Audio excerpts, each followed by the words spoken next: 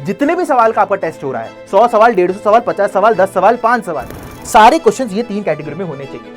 अभी हम लोग राइट आंसर्स के बारे में बात करें। सर राइट आंसर को एनालिसिस हाँ जरूर करना है। अब बात करेंगे रॉन्ग वाले कैटेगरी में, है ना, ये सबसे इंपॉर्टेंट वाला कैटेगरी। एग्जामिनर चाहता कि आप लोग गलती करो, आपको फॉर्मूला भी मालूम था बट आपको ये नहीं पता था कैसे अप्लाई करना है और किधर अप्लाई करना है।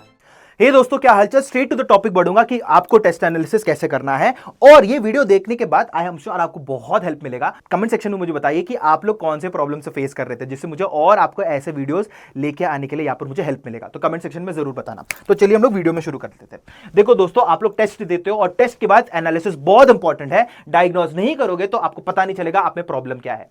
जितने भी सवाल का आपका टेस्ट हो रहा है, 100 सवाल, 150 सवाल, 50 सवाल, 10 सवाल, 5 सवाल, आई डोंट केयर, बट आपको ये 3 कैटेगरी में डालना है। इसके सब कैटेगरीज भी आएंगे, मैं बताता हूं। पहला कैटेगरी आपका राइट है, जैसे आर।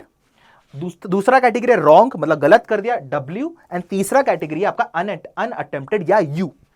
ये 3 कैटेगरी में डालना ही डालना है। ऐसा नहीं कि सर एक न्यूट्रल वाला कैटेगरी डाल दी, हमको पता ही नहीं क्या है। नहीं, सारे क्वेश्चन ये 3 कैटेगरी में होने चाहिए। समझ में आया? आगे बढ़ते हैं दोस्तों। अभी हम लोग राइट आंसर्स के बारे में बात करें। सर राइट आंसर को एनालिसिस हाँ जरूर करना है, जरूर करना है। क्या करना है बताता हूं। इसके भी सब कैटेगरी है, ठीक है। देखो, फर्स्ट वाला है आपका R1 कैटेगरी। ये आपका आइडियल कैटेगरी होता है।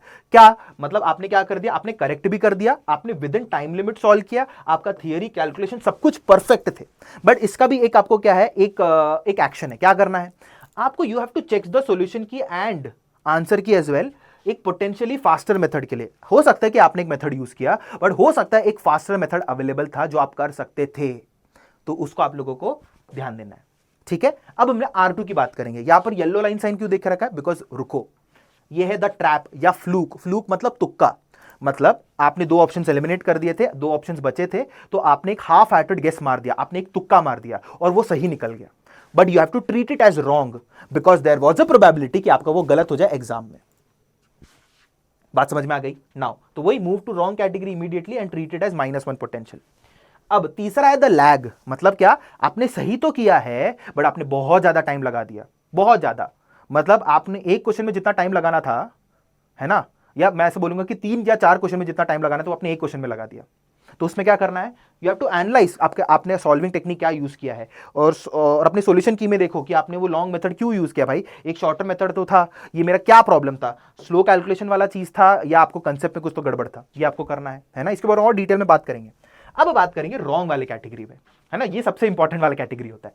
सबसे सब कैटेगरी आपका W1 आता है। W1 मेरा क्या होता है भाई, कंसेप्ट आपका क्या मिस एप्लीकेशन है। मतलब आपको कंसेप्ट आपको आता ही नहीं था, या कंसेप्ट आपको जो आता था वो गलत आपने समझा है। तो इसमें आपको क्या करना है, आपको इसमें डायरेक्टली अगेन प्रॉब्लम सॉल्विंग में नहीं बढ़ना है। क्या करना है, आपको फोकस ऑन थियरी करना है, आपको थियरी में फोकस करना है, आपको अपने क्लास नोट्स को वापस रिवाइज करना है, लेक्चर्स में वापस रिवाइज करना है। एक पर्टिकुलर कंसेप्ट गलत हो गया तो वो कंसेप्ट के ऊपर एक वीडियो देखो, वापस लेक्चर देखो, वापस नोट्स देखो, फिर आप चाहिए तो क्या कर सकते हो, आप प्रॉब्लम सॉल्विंग वापस से कर सकते हो। बात समझ में आ गई है? यस और नो? मैंने अच्छे से यहां पर मैंने लिख के रखा है। W1 समझ में आ गया। अभी बात करते हैं W2 के बारे में। W2 आपका है कैलकुलेशन एरर, कि मतलब आपका लॉजिक सही था, आपका नॉलेज सही था, बट वो नॉलेज क्या काम का कि अगर आपने मैथमेटिकल कैलकुलेशन अगर आपने गलत कर दिया तो ये आपका W2 में आता है। अभी कॉमन वैराइटीज क्या है, क्रॉस मल्टीप्लिकेशन में आपने गलती कर दी, साइन उल्टा पुल्टा कर दिया, रे ऑप्टिक्स काइनेमेटिक्स में इनइक्वालिटी आपने सही से नहीं देखा, है ना। अब देखो, ये मेरे साथ होता था कि मैं 3 into 3 को 6 लिख देता था, है ना।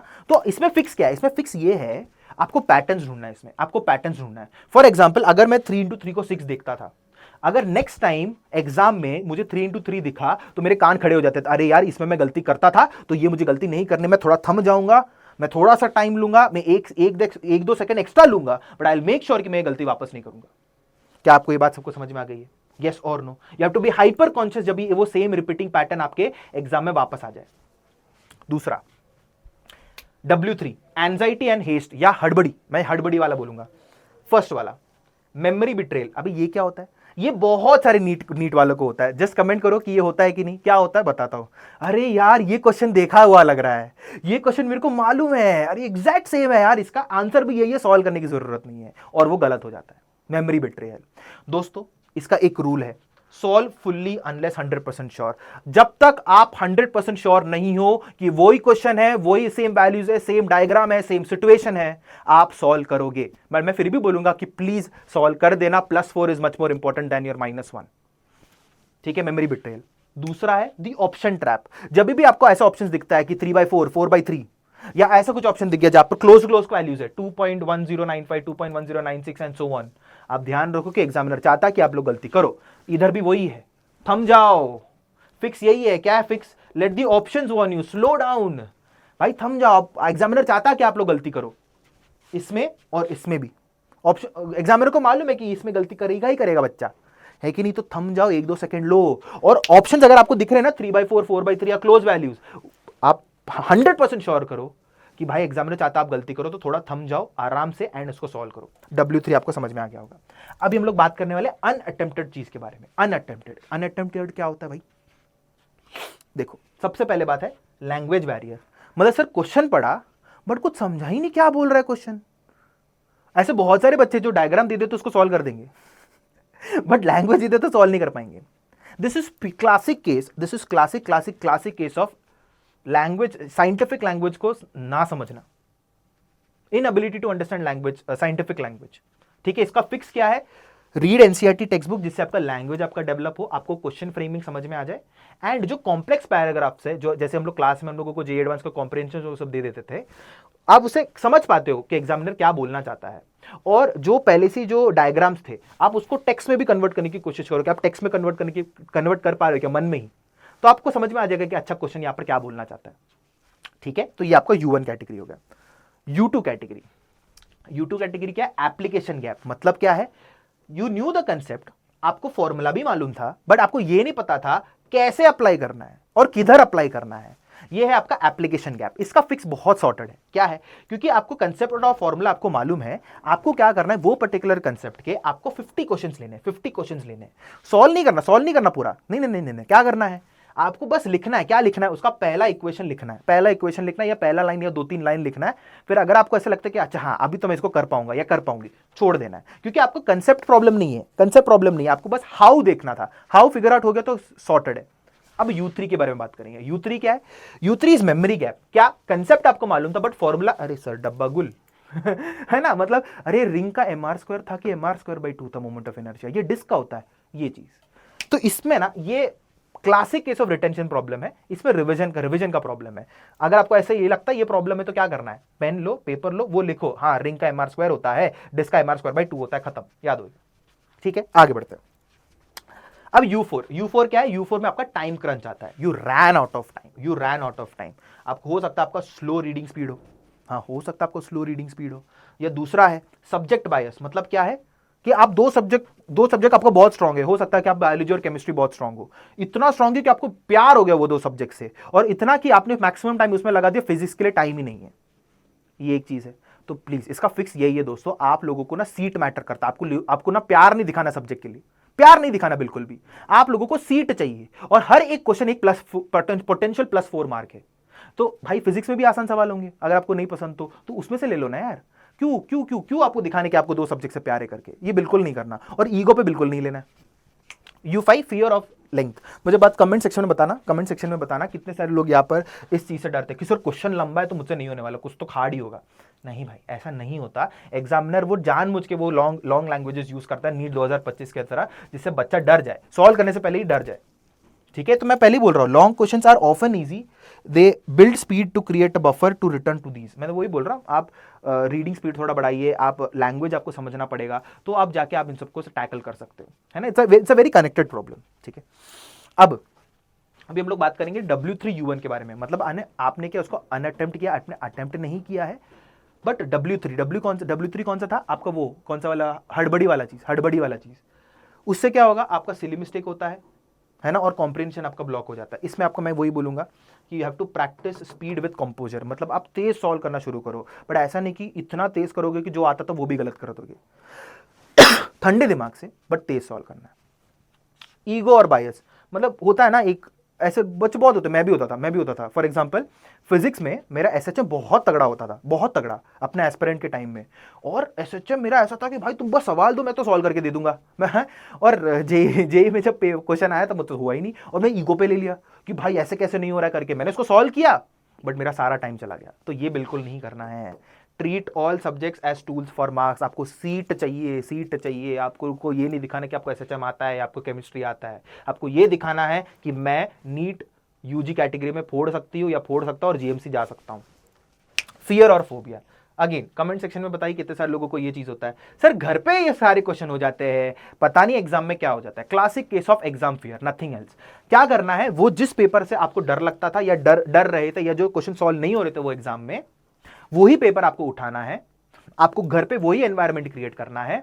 वही एनवायरमेंट मतलब 3 घंटा स्ट्रेट बैठ रहे हो, डोर बंद कर रहे हो, वही एनवायरमेंट क्रिएट करना है, वापस से वो पेपर सॉल्व करो। डजंट मैटर आपको आंसर याद है कि नहीं, बट आप सॉल्व कर रहे हो, उसको सॉल्व करके आप आंसर लेके आ रहे हो।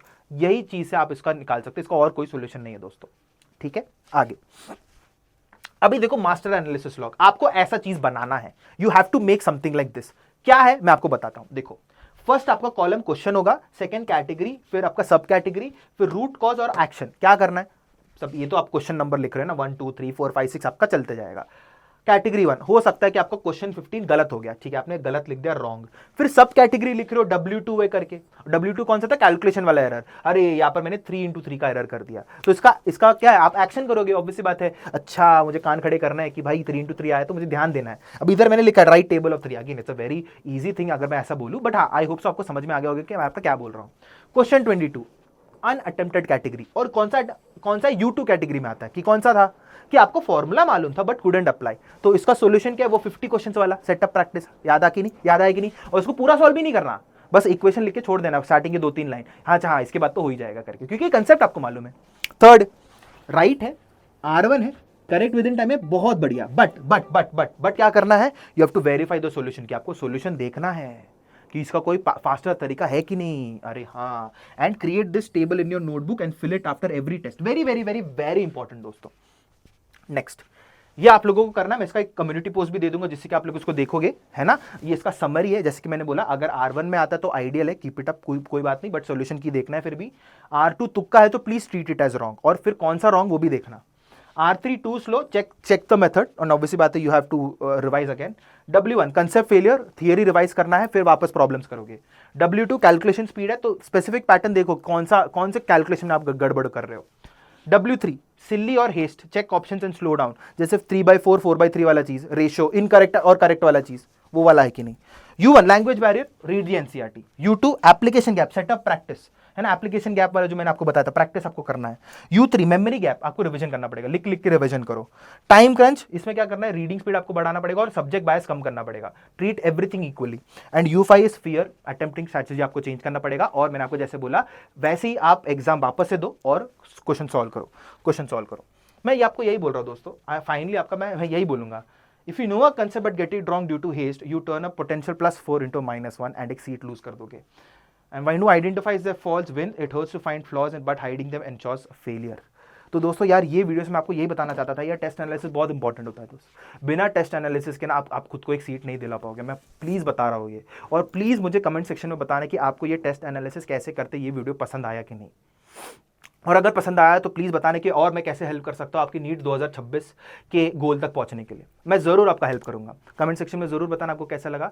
But this is Jonathan Matthew signing off from NEET achievers by Unacademy. मिलते हैं एक और अकेडमिक या नॉन अकेडमिक वीडियो के साथ। Till then sayonara, take care, God bless.